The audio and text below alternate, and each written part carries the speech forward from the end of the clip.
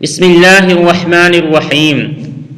السلام علیکم ورحمۃ اللہ وبرکاتہ۔ معزز ناظرین کرام، آج کی اس ویڈیو کا عنوان ہے مسجد Al-Aqsa, قبۃ الصخرہ، doom of rock, temple Mount یعنی حرم الشریف کی مختصر تاریخ۔ جیسا کہ آپ سب کو معلوم ہے کہ اسرائیل اور فلسطین کی ساری تاریخ اور سیاست انہی تین چیزوں کے گرد گھومتی ہے، چاہے وہ مذہبی ہو یا پھر سیاسی، چاہے وہ اندرونی ہو یا پھر بیرونی، یا چاہے وہ اسلامی ہو یا پھر یہودی۔ ان ساری چیزوں کا محور انہی تین پاک جگہوں پر محیط ہے۔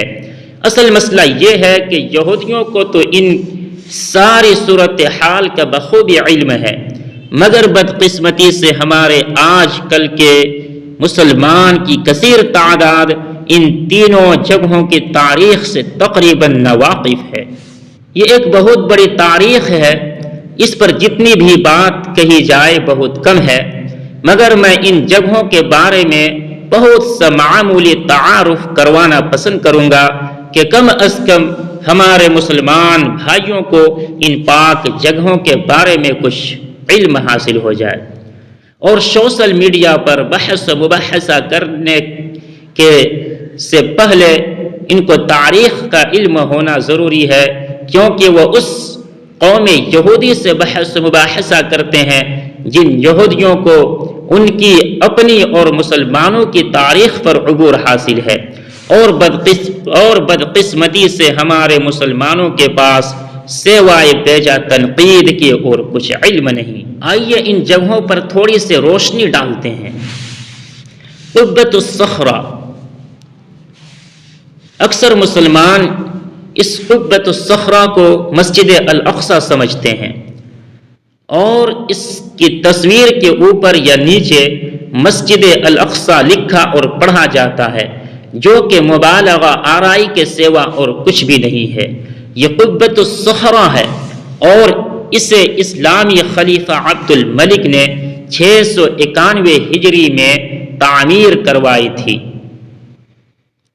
جس جگہ کے اوپر اس اموی خلیفہ نے یہ عمارت تعمیر کروائی تھی، اس سے پہلے اس جگہ پر رومی ٹیمپل موجود تھا، جو رومیوں نے ٹیمپل سلیمانی کو تہس نہس کر کے اس جگہ کے اوپر اپنا ٹیمپل بنا دیا تھا۔ ایک بات یہاں عرض کرتا چلوں کہ اسلامی لفظ قبہ، جس کو انگریزی میں ڈوم کہتے ہیں، اس کا تصور اسلام میں کہیں بھی نہیں ہے۔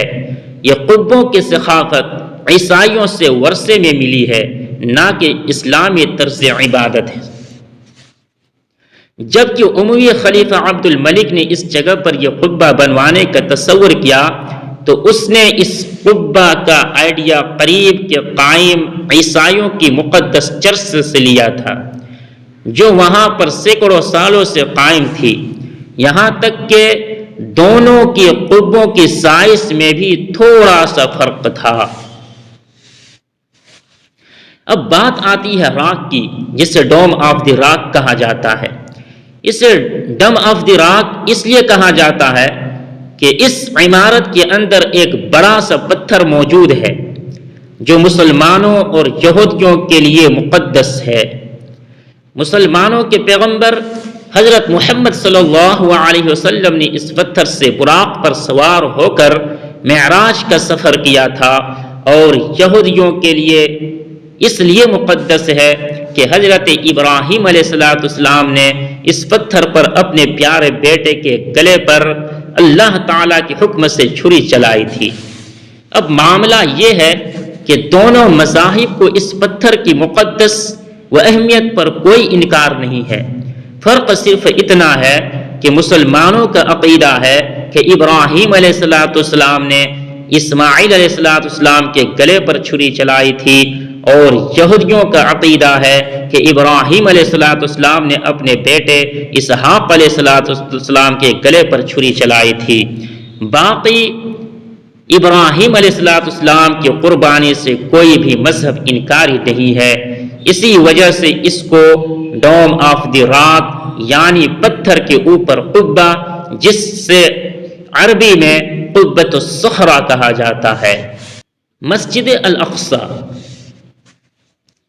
مسجد الاقصی جس کا مطلب ہے دور کی مسجد، اور یہی معنی قرآن میں بھی ذکر کی گئی ہے۔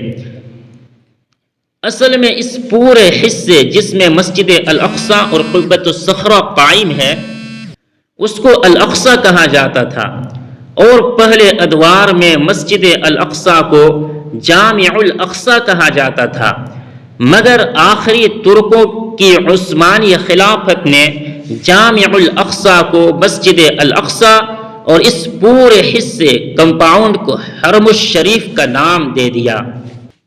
یہاں یہ بات کرنا ضروری سمجھوں گا کہ مسجد الاقصی اسلام کے دوسرے خلیفہ حضرت عمر رضی اللہ تعالی عنہ نے تعمیر کروائی تھی۔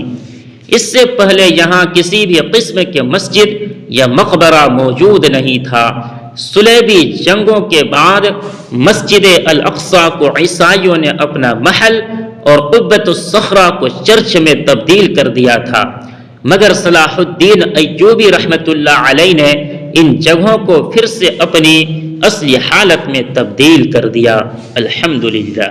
ٹیمپل ماؤنٹ یعنی حرم الشریف، اس جگہ کو 3 ناموں سے پکارا جاتا ہے۔ مسلمان اس سے حرم الشریف یا بیت المقدس، اور یہودی اس سے ٹیمپل ماؤنٹ کے نام سے پکارتے ہیں۔ ٹیمپل ماؤنٹ کی تاریخ ہزاروں سال پرانی ہے، اور یہاں میں ایک بات عرض کرتا چلوں کہ یہودیوں کو ربیوں کی یعنی یہودیوں کی شریعت کے مطابق ٹیمپل ماؤنٹ یعنی حرم الشریف کے اندر داخل ہونے کی اجازت نہیں ہے، کیونکہ ان کی مذہبی کتاب توریت کے مطابق حرم الشریف کے اندر ہولی آف دی ہولیز یعنی مقدس سے مقدس تر مقام موجود ہے، اور وہاں سوائے کاہن یعنی ان کے امام ہیکل کے کوئی اندر داخل نہیں ہو سکتا۔ اس لیے وہاں مذہبی یہودی علماء اپنے مذہبی یہودیوں کو اندر داخل ہونے کی اجازت نہیں دیتے۔ فقط والسلام۔